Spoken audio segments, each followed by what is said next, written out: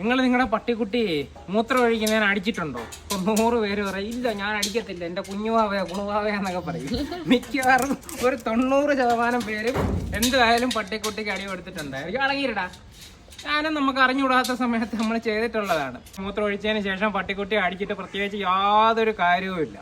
വളരെ റെയറായിട്ട് ഒരു 10% കേസിലെങ്ങാനും ചിലപ്പോൾ റിസൾട്ട് കിട്ടിയേക്കാം. മൂത്രം ഒഴിക്കുന്നതെന്ന് പറയുന്നത് നമുക്ക് പല സ്റ്റേജായിട്ട് സ്പ്ലിറ്റ് ചെയ്യാനായിട്ട് പറ്റും. അതായത് ആദ്യം മൂത്രം ഒഴിക്കാനായിട്ട് ടെൻഡൻസി തോന്നുന്നു, ഡോഗിന് രണ്ടാമത്തെ സ്റ്റേജിൽ അതിനുവേണ്ടി ഒരു സ്ഥലം തപ്പുന്നു, മൂന്നാമത്തെ സ്റ്റേജിൽ മൂത്രം ഒഴിക്കുന്നു. ഇത്രയും കാര്യമാണ് ഇതിൻ്റെ ഇടയ്ക്ക് നടക്കുന്നത്. ഇതിൻ്റെ ഇടയ്ക്ക് നമ്മൾ റാൻഡമായിട്ട് ഇവർക്ക് ഒരു അടി വെച്ച് കൊടുക്കുന്നതെന്ന് പറയുന്നത് ഇതിൽ ഒരു ചെറിയൊരു ഭാഗം സമയത്താണെന്നുണ്ടെങ്കിൽ മാത്രമേ ഇവർക്ക് ചെറുതായിട്ടൊന്ന് കമ്മ്യൂണിക്കേറ്റ് ചെയ്യാനായിട്ട് പറ്റത്തുള്ളൂ. ടോയ്ലറ്റ് ട്രെയിനിങ് കൊടുക്കുക എന്ന് പറയുന്നത് ഏറ്റവും പ്രോപ്പർ ഏജ് എന്ന് പറയുന്നത് 3 മാസത്തിൽ താഴെയാണ്. 3 മാസത്തിൽ താഴെ തന്നെ നമ്മൾ കൊടുക്കുകയാണെന്നുണ്ടെങ്കിൽ കൃത്യമായിട്ട് ഒരു സ്ഥലത്ത് മാത്രമായിട്ട് ഒഴിപ്പിക്കാനായിട്ട് പറ്റും. ഇവർ ഈ സ്മെല്ല് ട്രാക്ക് ചെയ്തിട്ട് യൂറിനേറ്റ് ചെയ്യാറുണ്ട്.